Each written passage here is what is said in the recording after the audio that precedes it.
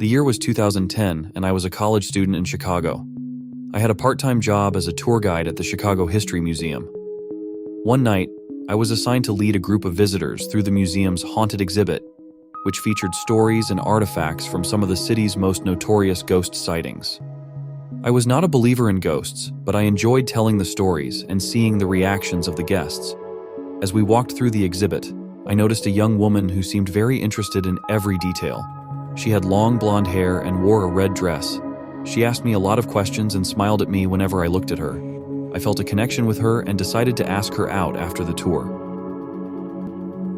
We reached the last section of the exhibit, which showcased the story of the Eastland disaster.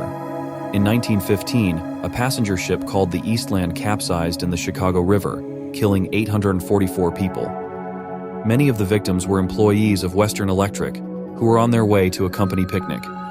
The exhibit displayed some of the personal belongings of the victims, such as watches, hats, and shoes.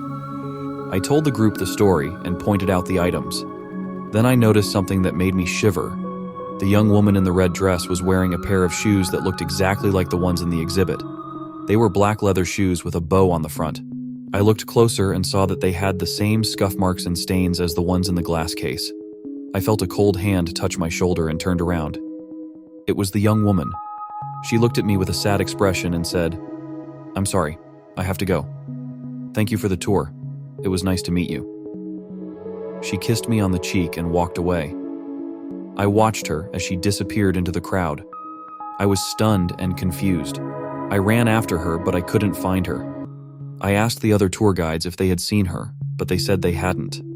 I checked the museum's security cameras, but they didn't show her either. She was gone. I never saw her again. I never learned her name. I never found out how she got those shoes. I never understood why she kissed me. I never stopped wondering if she was a ghost.